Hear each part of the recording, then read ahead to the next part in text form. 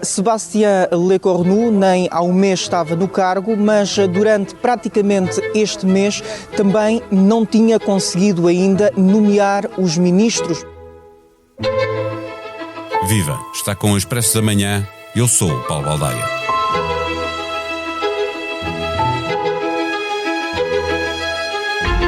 Sébastien Lecornu não conseguiu formar um governo estável, acusa os partidos que podiam contribuir para essa estabilidade de estarem inflexíveis na defesa dos seus programas políticos. Com uma dívida pública gigantesca e um déficit acima dos 5%, fica quase impossível unir blocos em torno de um programa de governo e de um orçamento que tem que ter austeridade.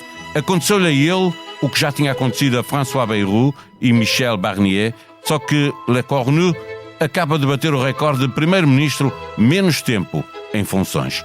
Emmanuel Macron está numa encruzilhada. Ou insiste em nomear alguém próximo de si politicamente, ou faz uma viragem à esquerda, procurando o apoio dos moderados desse lado, ou simplesmente volta a convocar eleições antecipadas, repetindo o erro de 2024. A França está a ficar ingovernável. À espreita, Marine Le Pen confia que o poder está próximo. À esquerda, Mélenchon acredita que os eleitores perceberão que a alternativa à extrema-direita é a extrema-esquerda. Neste episódio, conversamos com o editor de Internacional do Expresso, Pedro Cordeiro. Bem-vindos ao Green Eco Resort, um boutique hotel 100% eco-friendly. A piscina é carbon neutral, há chargers para os carros e até as faturas são zero waste. Desculpe? As faturas depois vão por e-mail, menina. Com a Caixa, a transição verde e digital não é só para inglês ver. Conte com o nosso apoio para responder aos desafios de modernização do seu negócio. Saiba mais em cgd.pt. Caixa. Com o banco certo ao seu lado, a sua empresa cresce. Caixa Geral de Depósitos S.A., registada junto do Banco de Portugal sob o número 35. Viva Pedro Cordeiro, 5 primeiros ministros em apenas 13 anos. Vamos para o 6º. Vamos, se não houver eleições antecipadas. A instabilidade política é um dos fatores que mais contribui para o crescimento da extrema-direita em toda a Europa. O que é que mais pode pedir o partido de Marine Le Pen? Paulo, eu acho que não pode pedir mais nada. Se isto fosse um guião escrito pela própria Marine Le Pen ou por outro extremista qualquer, não corria melhor. É que nem te encomenda. Os partidos ditos moderados, tradicionais, estão a fazer tudo o que é preciso para o poder ir cair nas mãos de uma solução populista, radical, antissistema, chame-se o que quiser, porque na verdade estão a mostrar dia após dia, mês após mês, primeiro-ministro após primeiro-ministro, que não têm a capacidade de gerar soluções políticas. A crítica feita por Sébastien Lecornu faz sentido ver partidos moderados não conseguirem entender-se entre si, sabendo que a consequência é a polarização nos extremos. Existe esse risco muito sério, não é? Não, o risco é seríssimo. Neste momento os partidos, como o partido do próprio presidente Emmanuel Macron, a direita moderada, a esquerda moderada, parecem-me, lembro-me aquele jogo que havia quando eu era miúdo, um jogo de computador, que eram os Lemmings, que eram uma data de roedores que avançavam inexoravelmente para o seu suicídio e o jogador tinha que os impedir. Ora, parece precisamente isso. Portanto, estão a atirar-se para uma espécie de suicídio do sistema democrático e veem desgraça após desgraça, eleição após eleição, as soluções radicais ganham mais apoio, mas nós não vemos os partidos da esfera democrática, moderada, europeísta, atlantista, etc., gerar soluções, entenderem-se naquilo em que se podem entender para um programa mínimo que sirva o cotidiano do povo francês. No outro extremo temos Mélenchon, que faz contas e pensa que quanto mais houver eleições, mais a vitória se joga entre ele e Le Pen. Com certeza, porque Jean-Luc Mélenchon e a sua França insubmissa também estão no quadro dos antissistema, no extremo oposto ao de Marine Le Pen, com alguns pontos de contacto, por exemplo, o amor que ambos professam por Vladimir Putin, mais ou menos disfarçado, mas a verdade é que um e outro, não tendo sido nunca governo, aparecem como as alternativas a um sistema que dura há várias décadas e que se mostra enquistado, estagnado, incapaz de gerar soluções. Há uma coisa que para mim me parece sempre evidente em democracia, que é o povo nunca está incorreto na sua votação. Nós podemos gostar mais ou menos, eu às vezes gosto muito dos resultados das eleições, outras vezes detesto. Mas há uma coisa que é a obrigação dos eleitos democráticos, que é pegar no resultado que o povo soberano lhes deu e encontrar soluções políticas.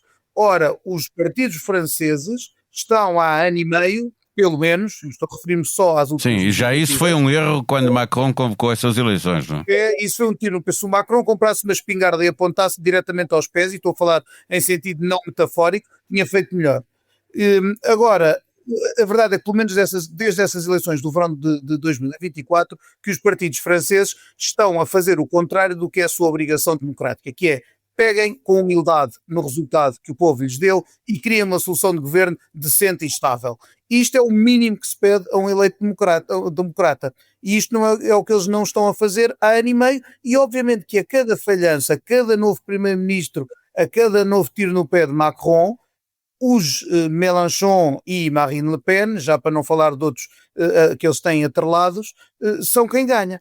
E o povo diz, bom, mas se estes em que a gente está a votar há não sei quantos anos não produzem soluções, então é melhor nós experimentarmos outra coisa. Repara, Paulo, é que aqui não é sequer, se nós pensamos, por exemplo, em Portugal e na subida, sobretudo nos últimos anos, na subida de um partido radical como o Chega, nós vemos o que PS e PS estão governando, têm alternado no poder com ou sem coligações desde que temos democracia, e há pessoas que estão muito zangadas e estão desiludidas com os resultados da governação. Em França, neste momento, é pior, é que não chega a haver governação. Não há ninguém que se aguente no poder mais do que uns meses, o que é ridículo em termos de conseguir algum tipo de agenda reformadora, que melhore, ou que se limite a gerir o cotidiano, que já nem em reformas a gente pode pensar.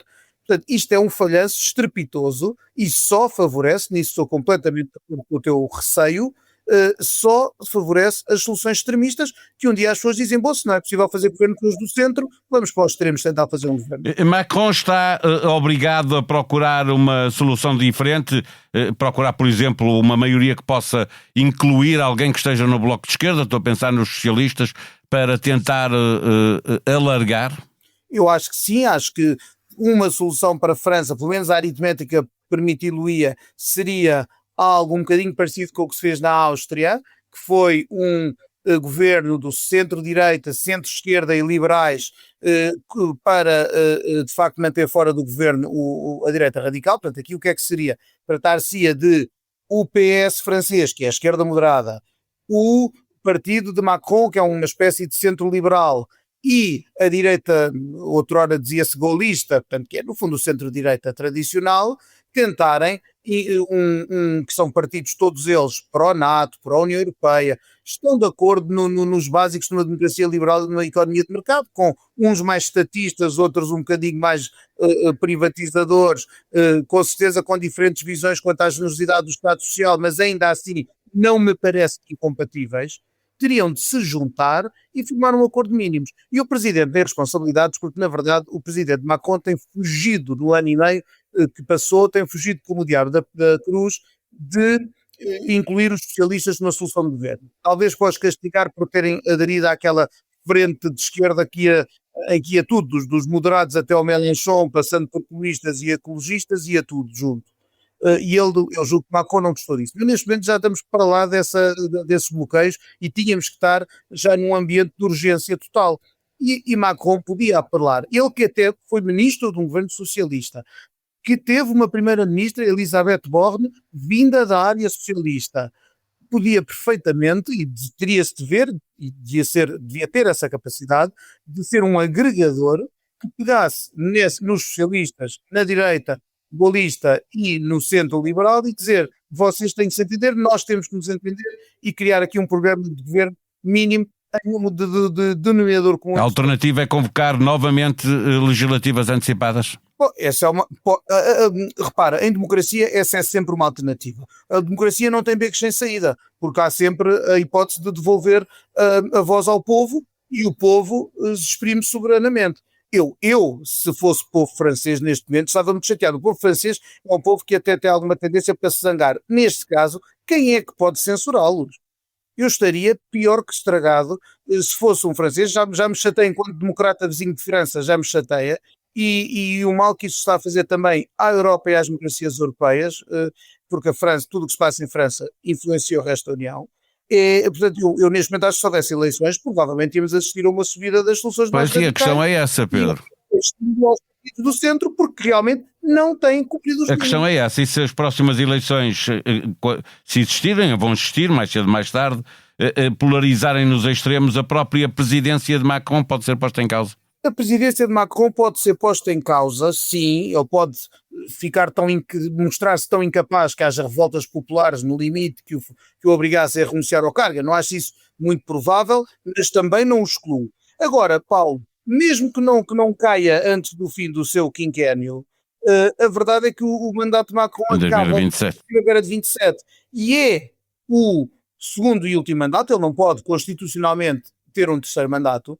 Portanto, até agora ainda não apareceu uma figura sedutora no centro democrático que possa tomar o lugar de Macron. Os socialistas e os gaullistas, de quem se fala como presidenciáveis, têm resultados sofríveis para ser simpático nas sondagens e, na verdade, com tudo o que se tem passado em 24, agora já estamos no final de 25 e sem augurar grande coisa de bom para 26, tudo se conjuga para que em 27 assistamos a uma segunda volta, imagina, das presidenciais, entre um candidato de extrema-direita, que pode ser Marine Le Pen se o tribunal, entretanto, revir a sua sentença, ou pode ser Jordan Bardella, o seu Delfim, que tem muito êxito entre o povo francês, ou então, do outro lado, a esquerda radical, com Mélenchon ou o seu Delfim, a disputarem a presidência, e os franceses chegarem a essa segunda volta com dois radicais. Eu tenho que escolher. Finalmente, para fecharmos a nossa conversa, esta é uma crise política que vive ao lado de uma crise financeira, uma dívida altíssima, um déficit acima de 5%. Esta necessidade de corrigir esta trajetória de dívida torna impossível quase um acordo. A França está a ficar ingovernável. A França está-se a mostrar ingovernável e disso já falámos, e daí uma compreensível vontade do povo, se calhar, de optar por outras soluções. Agora, quando tu falas da dívida, é verdade, neste momento a França tem mais dificuldade do que Portugal em financiar-se nos mercados, quem nos viu e quem nos vê desde os tempos da Troika. E isso pode, não só politicamente há riscos para o resto da Europa, como em termos económicos e financeiros.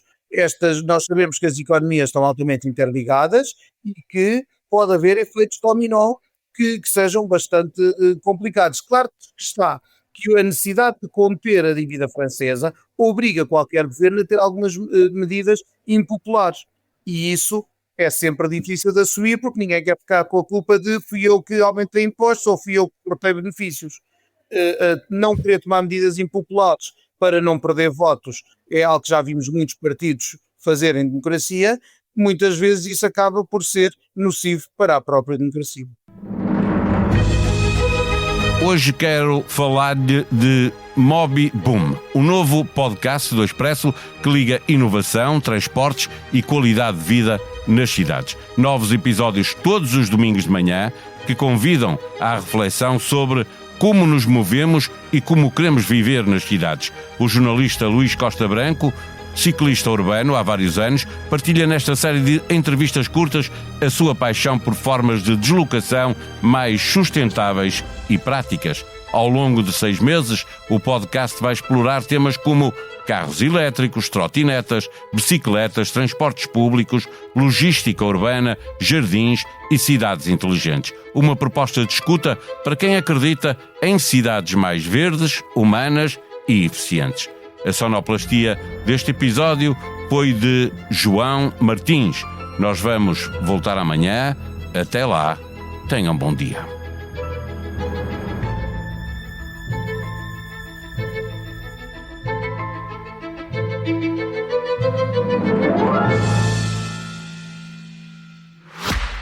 Bem-vindos ao Green Eco Resort, um boutique hotel 100% eco-friendly. A piscina é carbon neutral, há chargers para os carros e até as faturas são zero waste. Desculpe.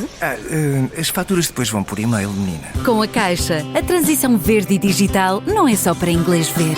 Conte com o nosso apoio para responder aos desafios de modernização do seu negócio.